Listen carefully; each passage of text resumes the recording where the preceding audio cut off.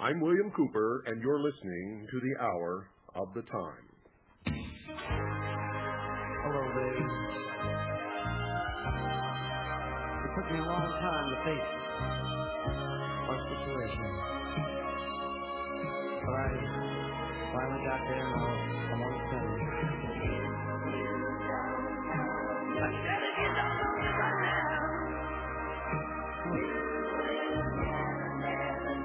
you're never gonna know me. Oh, no, you won't. All the things that we've been through, you should understand me like I understand you. So sweetheart, I know the difference between right and wrong. I ain't gonna do nothing to upset our happy home. Oh, get so excited when I jump on a little late at night, 'cause we only act like children while we argue both sides.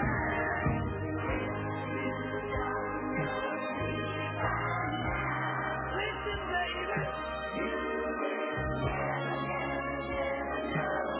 never know.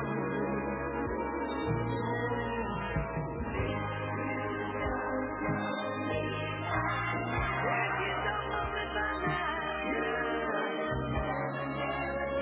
I swear to God, you'll never know. We all got our own funny moves. I've got mine, like a woman, you got yours too. So trust in me, like I trust in you. For as long as we've been together, that should be so easy to do. Just get yourself together. All we might as well say goodbye. What good is this love affair when we can't say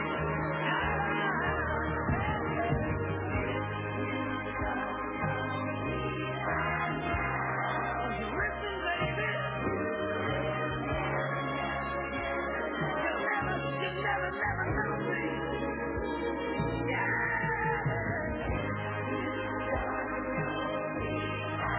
Why don't you hear me, baby? I think it's over. Yeah. If you don't know me by now, you know, I swear to God, you'll never know me.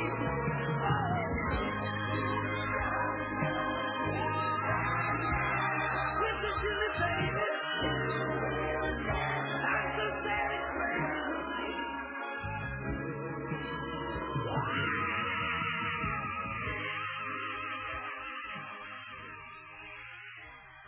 Ladies and gentlemen, please make yourself comfortable in your favorite chair if you have one.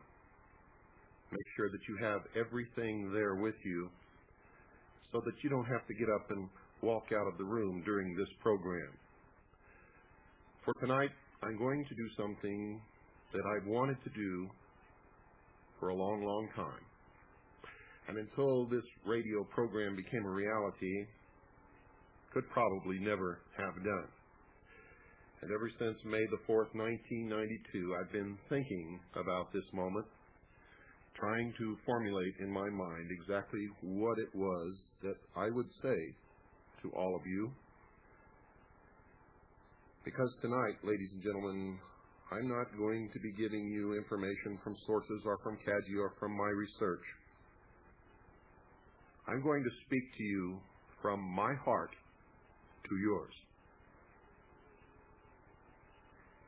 And I hope that we can have a real communication. I'm going to be speaking to you from a point of deep concern and a total love for all of you and for this country, this great nation, for the Constitution and the Bill of Rights that our forefathers so thoughtfully placed into our hands and into our keeping for their posterity. And folks, there's not going to be any commercials during this hour. This is on my nickel, because this is important. And after this program is over, after it's over, if you still walk away from your radio set confused about who I am or what I'm about or what I'm attempting to do or who you are and what you're about and what you should be doing, then I will have failed in my efforts during this hour. I want to apologize for Swiss America Trading because they're not going to get any calls tomorrow, and they've backed us 100%. And I want to thank Craig Smith and Gene Miller and all the wonderful people at Swiss America Trading for all the help and the backing and support that they've given us and all the money that they have put out to pay for this airtime. When I tell you folks that they are truly our friends, it's no joke. It's not just something that I frivolously say into the microphone, for they truly are our friends.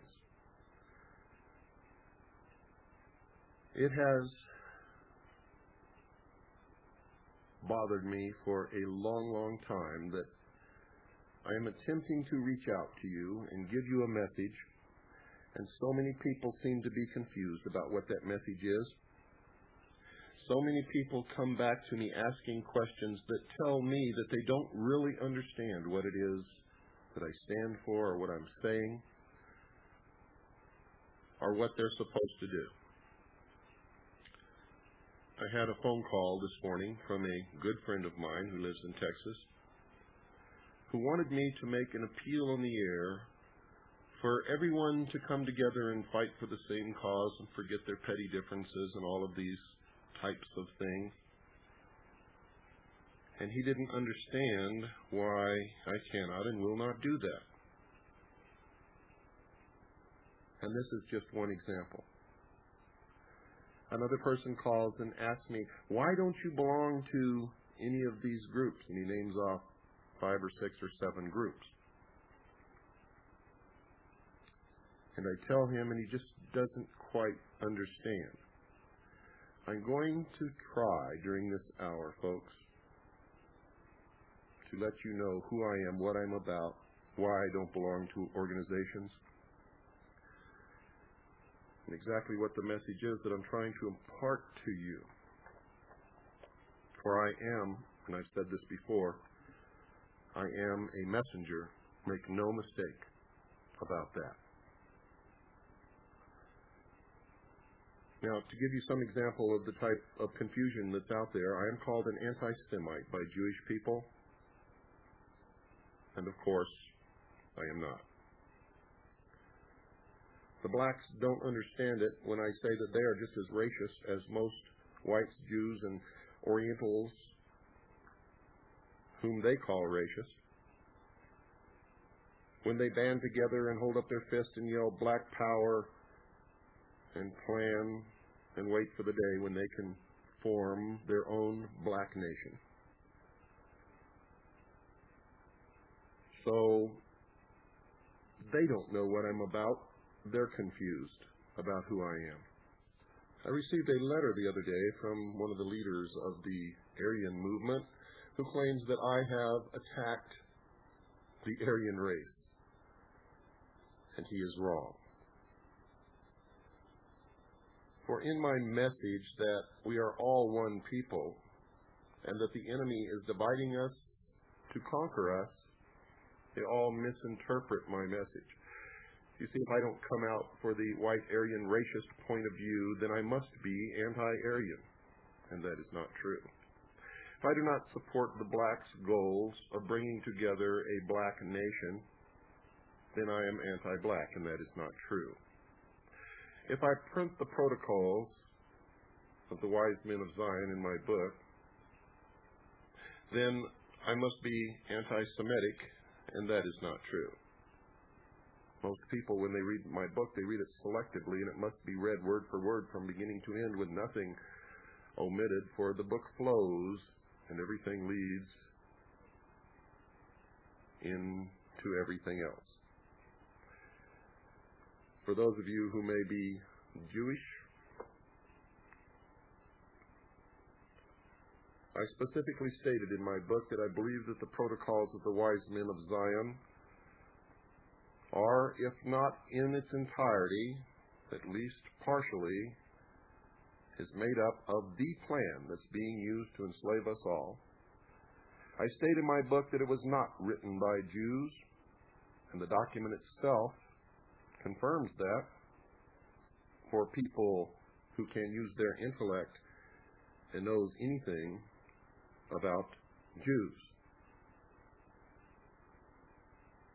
I used it as an example in my book as how the plan to manipulate us all into the one world totalitarian state could be suppressed by those whom the plan intends to enslave or eliminate, simply by making the document appear to have been written by those people. In my book, I talk about the manipulation of blacks. I talk about the fallacy of a master race, which is what generally the Aryans believe. And on this radio show, I've attempted to impart to you that those of you of the Christian faith who believe in the identity movement are wrong. You see, either Christ's ministry obliterated and superseded all that came before, or it did not. You cannot selectively say that Christ superseded some things and did not supersede others. Either the New Testament replaced the Old, or it did not. If you are a Christian, of course, if you are a Jew, then it makes no difference whatsoever, for you have always stuck with the Old Testament. And I heard the other night, I believe it was Pastor Bob, stating that he had seen on television 3 Jewish rabbis, very famous Jewish rabbis, he stated, who claimed that they had never read the first 5 books of the Bible. And he was probably correct in what he said, but he certainly misinterpreted, because you see, the Jews do not read the Bible. The first 5 books of the Christian Bible is, in fact, the Torah. The Jews read the Torah in the original Hebrew, and they have no need nor desire, according to the tenets of their religion, to ever read the Bible or the first 5 books of the Bible.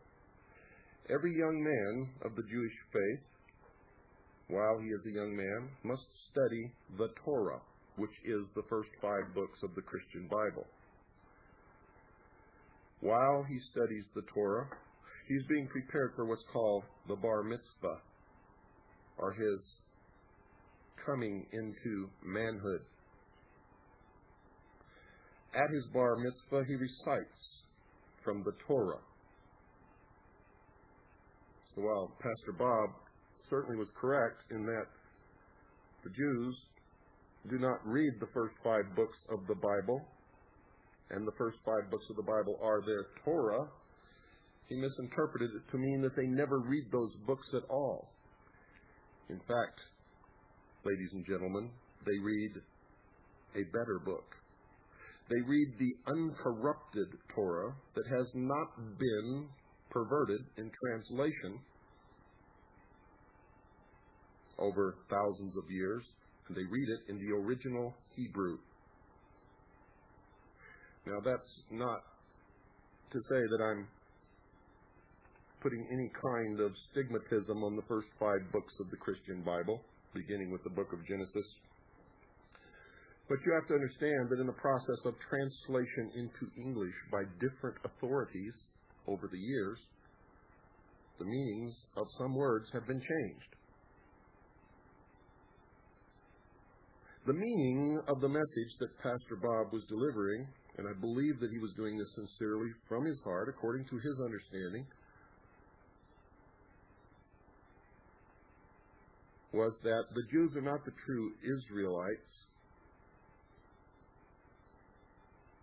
that they don't even read the first 5 books of the Bible, that they go by something else. His message was flawed because it was not true, and it was not true because he does not understand anything about the Jewish people. Now, don't get me wrong, folks, I'm not Zionist. I am not for or against Israel. I believe Israel should stand on its own 2 feet. And if it survives, it survives. If it does not, it does not. Period. Israel does not support me or these broadcasts.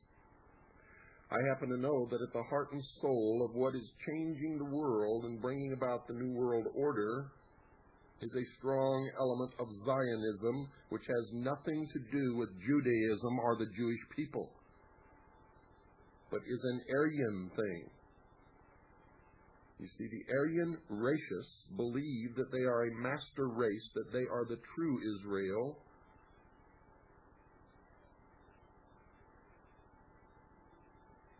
And you can see this all over in Christian communities, and it permeates the state of Utah. The Mormon Church is probably the most Zionist entity that exists upon the face of this earth. For those of you who have not studied history, it was not the Jews who brought about the formation and the reality of the state of Israel. It was powerful interests in the United States and in England who caused this to happen. But this is not preached from your pulpits of your local churches. This is not told to you if you are a follower of the Prophet Muhammad. All of us, as a whole people, are being manipulated. We're being manipulated by our religious beliefs, by the heads of our churches. We're being manipulated by the secret societies in bringing about the New Age. We are manipulated by the media, which is owned and controlled by these people. And just Monday night, I brought you an entire hour identifying by name who these people are.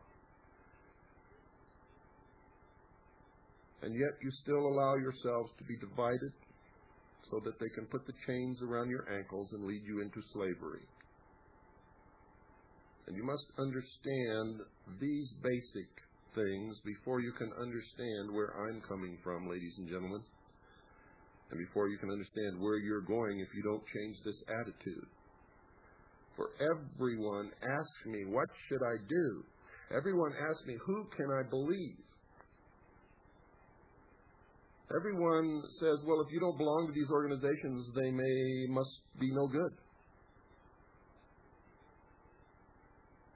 Or if you don't belong to this organization, you must be against it. That's not true, ladies and gentlemen. The strength of the American people has always been in their fierce independence. Their ability to use their common sense, and up until about 1913, their ability to discern the truth from a lie.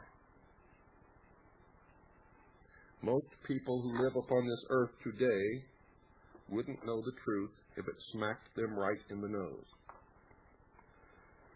My message, ladies and gentlemen, is that unless the human race as a whole, all of us, each individually, learn that we do not need to look to someone else to find the truth, then we will always be slaves.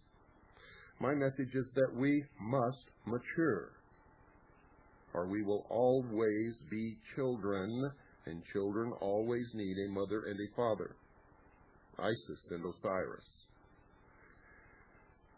My message is that each one of us must learn to discern the truth, to research, to investigate. That it's okay to give some of your power to a leader as long as you never believe anything the leader says and check everything that they tell you. And never do anything upon the orders or suggestion of a leader that you know to be wrong. There will come a day, ladies and gentlemen, when we do not need leaders or governments. But that day is far off in the future. That day is not today. I can look out across this country and around the world, and I can see that. Most people are sheeple, not people at all. Sheeple always need a shepherd. Always. And the shepherd will, because of necessity, fleece the sheep and occasionally lead them to slaughter. And until the sheep learn to become the shepherd of their own selves, this will always be true for mankind in general throughout the world. It will never be true for me, for I have transcended the need to revert to childhood. I do not need socialism. I don't need a mother and father. I don't need a babysitter. I have learned to think for myself. I don't even need a paycheck. My needs are very simple. I have a great thirst, an unquenchable thirst for truth, for knowledge. I have an unquenchable desire to meet my Lord and Savior face to face. I have a great need to help other people and try to wake them, to wake the sheeple, to empower the people and save freedom for the entire world, not just for this country, but for all people, of all colors, of all religions, of all nationalities, beautiful or ugly or somewhere in between, I don't care.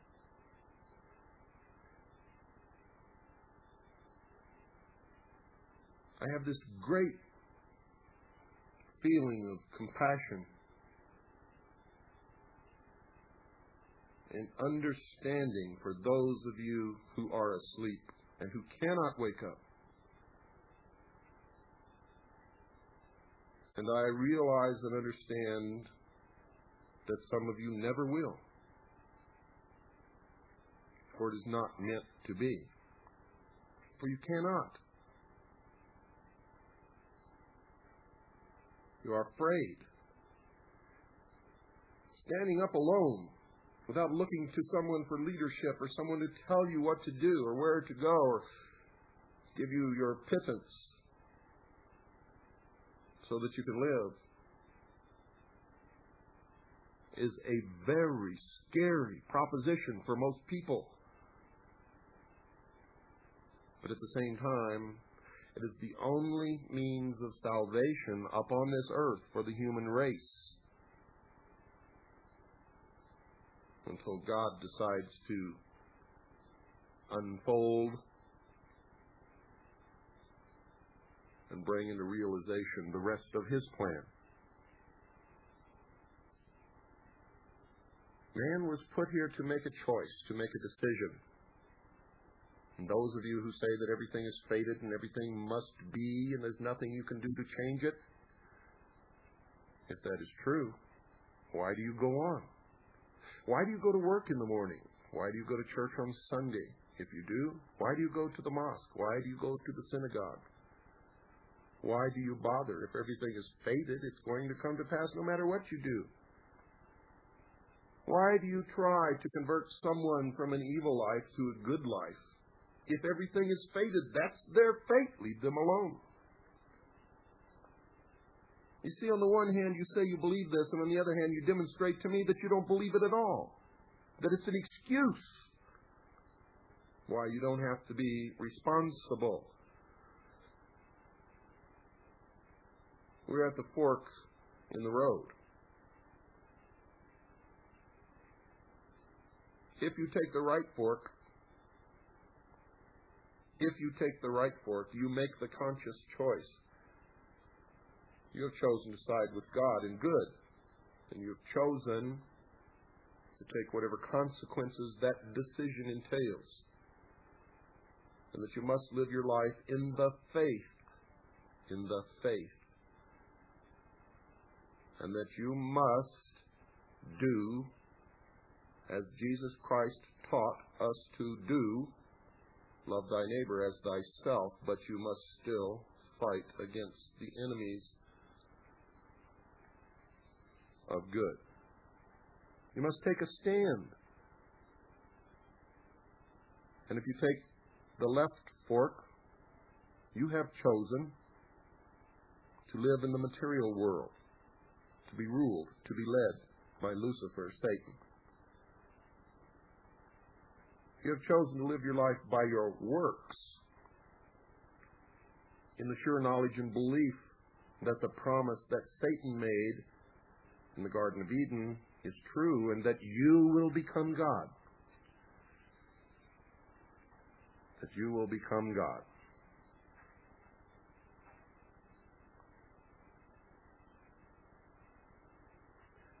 Now, ladies and gentlemen,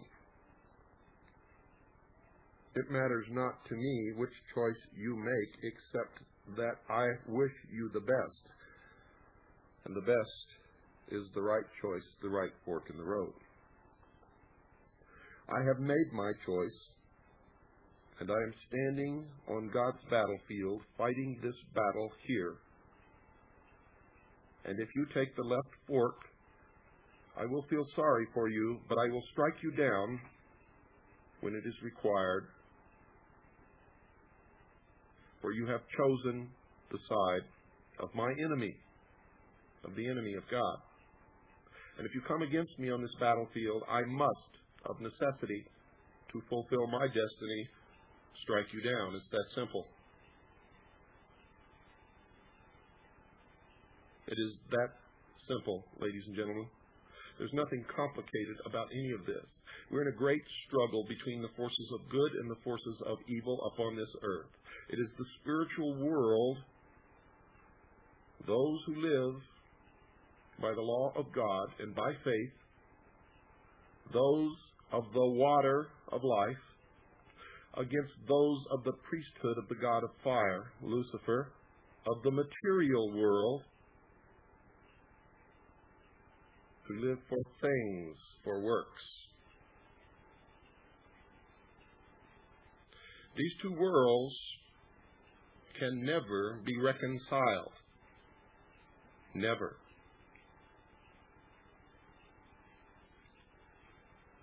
And if you've chosen the wrong path and you've been following it in your life, it is never too late to repent of all that you have done wrong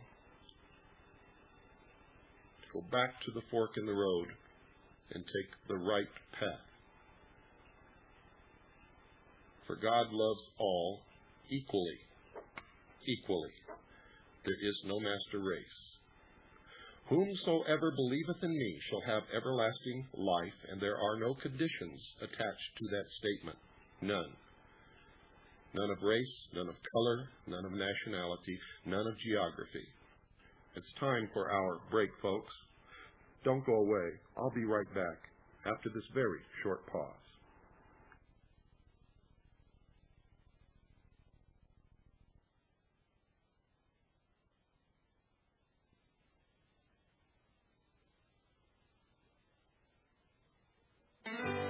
This ain't coming from no prophet,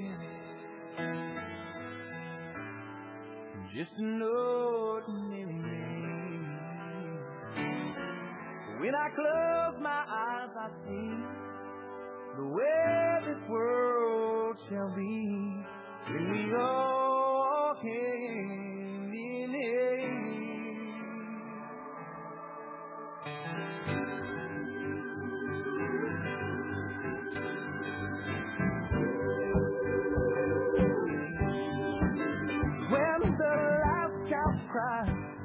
For a crust of bread, when the last man dies, for his words that he said, when there's shelter over the poorest head, we shall be free. The last thing we notice is the color of skin, and the first thing we look for is the beauty within. When the skies and the oceans are clean with gauges, then we shall be free. We shall be free. We shall be free. And say, walk round. We shall be free.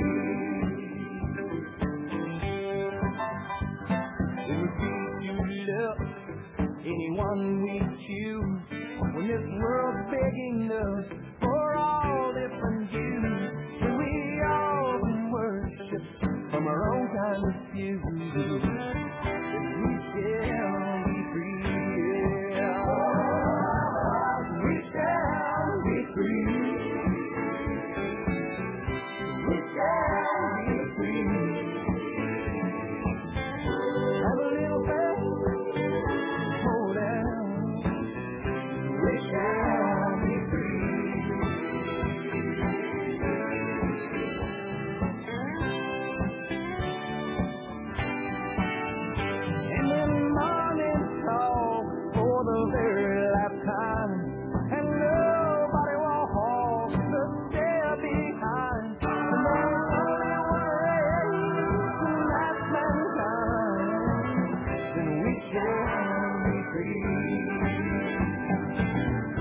We shall be free.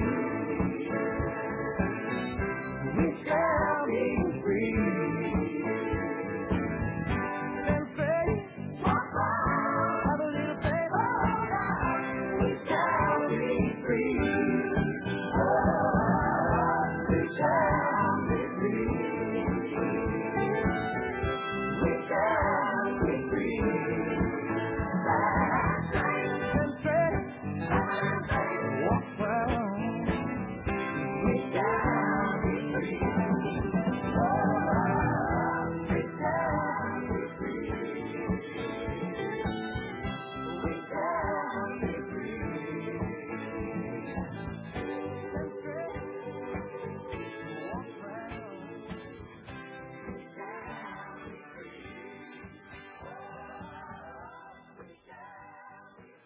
Ladies and gentlemen, Delamar Duveris once said, "One basic truth can be used as a foundation for a mountain of lies, and if we dig down deep enough in the mountain of lies and bring out that truth to set it on top of the mountain of lies, the entire mountain of lies will crumble under the weight of that one truth.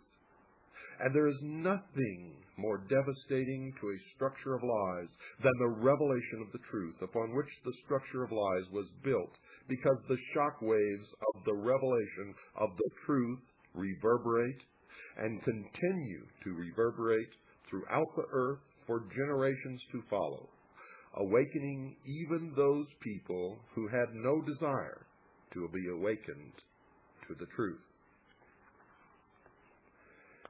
Now, folks, there have been many, many related sequential coincidences all throughout my life. Incidents that by themselves would have led nowhere.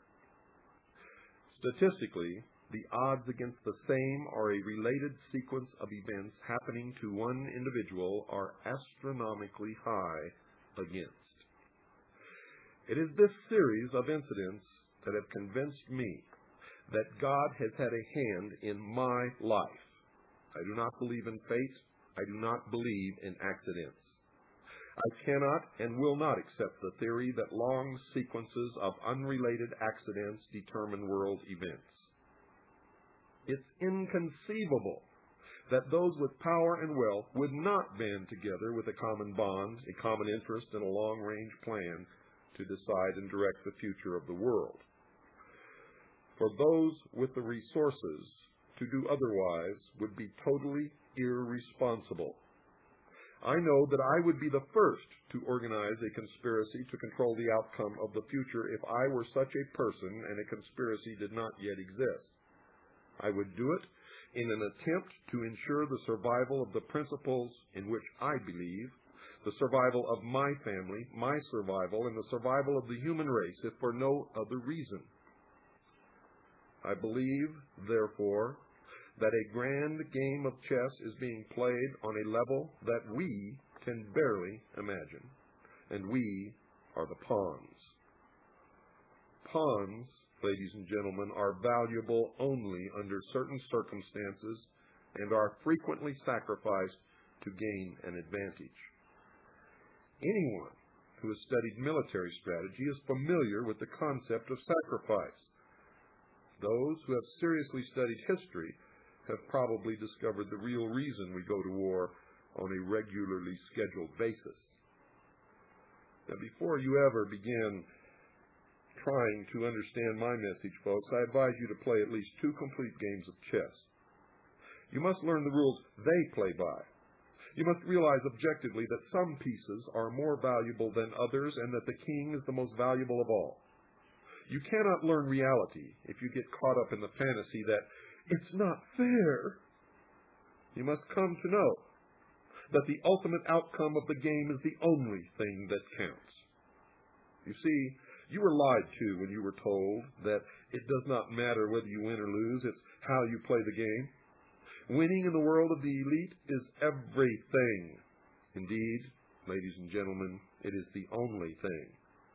The power, elite, the priests of the mystery religion of Babylon intend to win. My research has shown at this point that the future laid out for us may be just about impossible to change. I do not agree with the means by which the powerful few have chosen for us to reach this end. I do not agree that the end is where we should end at all. But unless we can wake the sheeple, nothing short of civil war will stop the planned outcome. Now, folks, I base that statement not on defeatism, but on the apathy of the majority of the American people. 25 years ago, I would have believed otherwise, but 25 years ago, I was also sound asleep. We have been taught lies. Reality is not at all what we perceive it to be. We cannot survive any longer by hanging on to the falsehoods of the past, no matter what they are. No matter what you think you believe, you must confront reality now at this point in history, or you are lost. Reality must be discerned at all costs if we are to be a part of the future. Truth must prevail in all instances, no matter who it hurts or helps, if we are to continue to live upon this earth. Now, folks, at this point, what we want may no longer matter. It is what we must do to ensure our survival that counts. The old way is in the certain process of destruction, and a new world order is beating down the door. To cling to the past is guaranteed suicide. To remain apathetic is assured enslavement. To learn the truth and then act upon it is the only means of survival at this moment. To shrug off the information that you hear from all sources, and especially from the hour of the time, and to disregard its warning will result in the complete destruction of the Republic of the United States of America. You will never get a second warning or a second chance. Like it or not, this is it, stark reality. You can no longer turn your head, ignore it, pretend it's not true, say, it can't happen to me, run or hide. The wolf is at the door. I, ladies and gentlemen, fear for the little ones, the innocents, my little daughter, your son and your daughters, who are already paying for our mistakes. You see, there exists a great army of occupationally orphaned children. At this moment, they are attending government-controlled daycare centers, and latchkey kids who are running wild in the streets, and the lopsided, emotionally wounded children of single welfare mothers born only for the sake of more money in the monthly check. Open your eyes and look at them, for they are the future. In them I see the sure and certain destruction of this once proud nation. In their vacant eyes I see the death of freedom. They carry with them a great emptiness, as if they have no soul. And someone will surely pay a great, great price for their suffering. Now, if we do not act in concert with each other and ensure that the future becomes what we need it to be, then we will surely deserve whatever fate awaits us. I believe, ladies and gentlemen, with all my heart and soul that God put me in places and in positions throughout my life so that I would be able to deliver this warning to His people. I pray that I have been worthy and that I have done my job. And this is my creed. I believe first in God, number one in my life, the same God in which my ancestors believed. I believe in Jesus Christ and that He is my Savior. Second, I believe in the Constitution of the Republic of the United States of America without interpretation, as it was written and meant to work. For it is the only document in the history of the world that ever set anyone truly free. And no one else upon the face of this earth has ever lived as free as those of us who have lived under the Constitution and the Bill of Rights of the United States of America. I have given my sacred oath to protect and defend the Constitution of the United States of America against all enemies, foreign and domestic. Ladies and gentlemen, I intend to fulfill that oath. Third, I believe in the family unit, and in particular, my family unit. I have sworn that I will give my life, if it is required, in defense of God, the Constitution, or my family. And fourth, and I hope you listen to this very, very carefully. Fourth, I believe that any man without principles that he is ready and willing to die for at any given moment is already dead and is of no use or consequence whatsoever.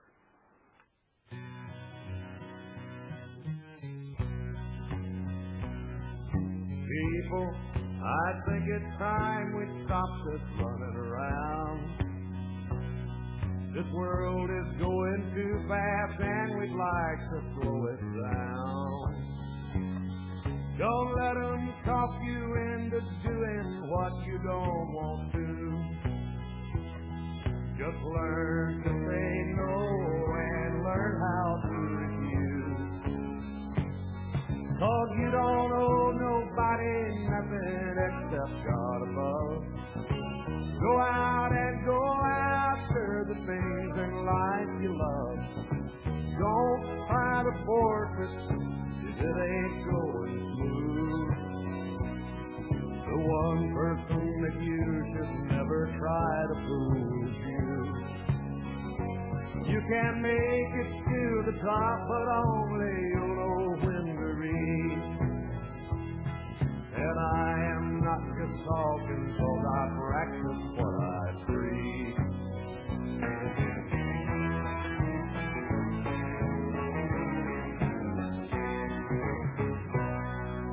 Maybe you don't do all the things you're supposed to. Your boss gives you a job you hate, but you smile, that's the rule. You see yourself playing the game and it's rubbing you wrong. Oh, you don't know how much more you'll take, how long can it go on? Well, you don't owe nobody nothing except God above. Go out and go after the things in life you love. Don't try to force it if it ain't going smooth. The one person that you should never try to fool is you. You can make it to the top, but only you'll know when to reach. And I am not just talking, I practice what I preach. No, I am not just talking, 'cause I practice what I preach.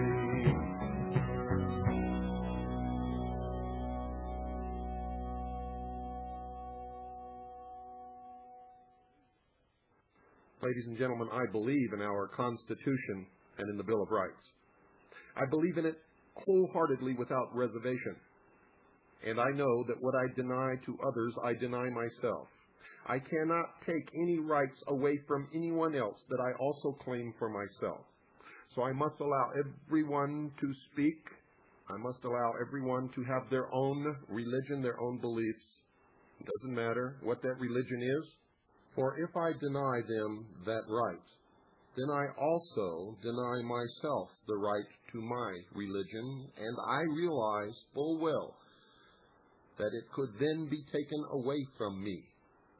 Many of you out there don't understand that. You're free. You're an American, or you're not. What you deny to the Nazi espousing his filth on the street corner, you deny yourself. And it is not in denying him his speaking ability that will save you. It is finding the truth for yourself and teaching it to your children, and even better yet, teaching your children how to find the truth for themselves that will insulate the good from the bad. Nothing else will do it.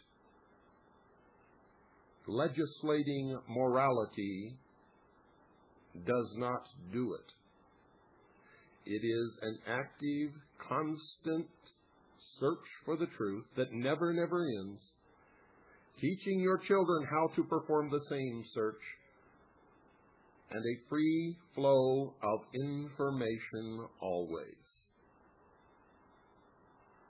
Ladies and gentlemen, occasionally I call you sheeple. Occasionally I demonstrate a great impatience with the way things are, and sometimes with the way you are. I would not do that if I did not care about you. For if I did not care, I would not bother. I love you all.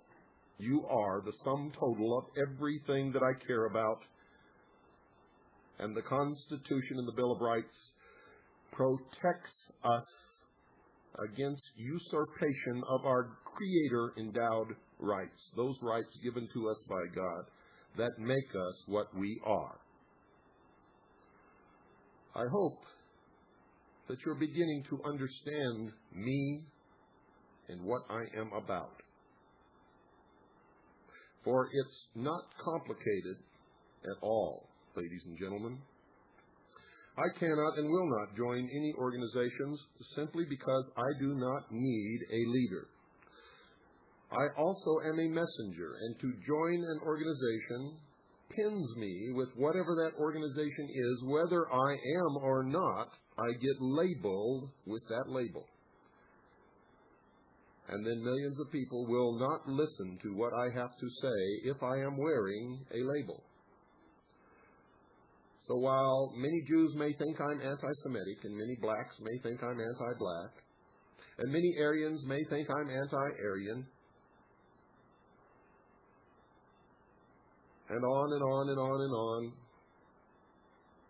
I am only a messenger. I deliver the truth, whatever that truth may be. I will continue to do that until every single person upon the face of this earth has heard my message. And once that is done, it will be time for me to go, folks, for that is the sum total of the purpose of my life. The message is that mankind must mature, must grow up, and we must do it now. We are playing with toys that can destroy us all. We have fractured ourselves into groups which oppose each other with the end result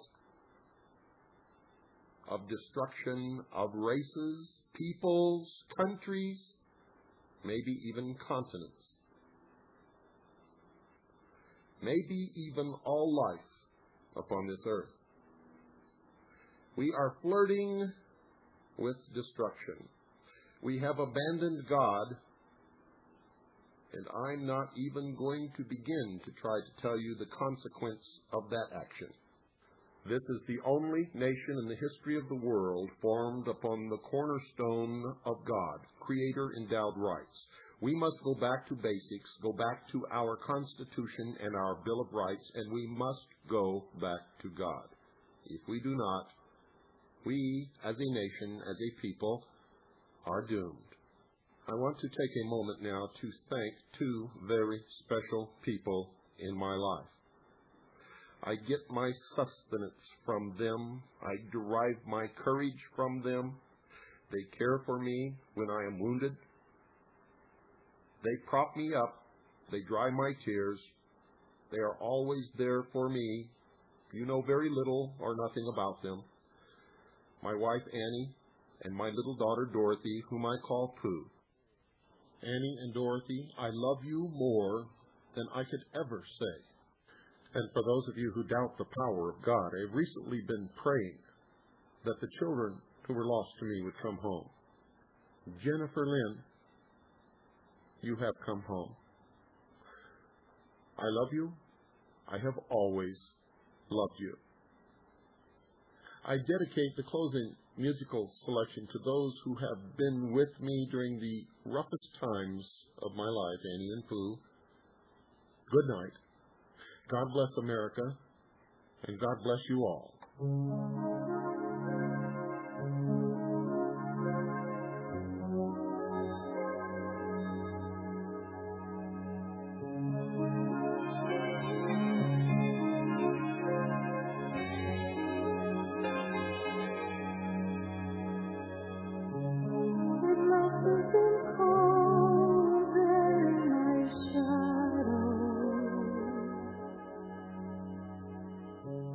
To never have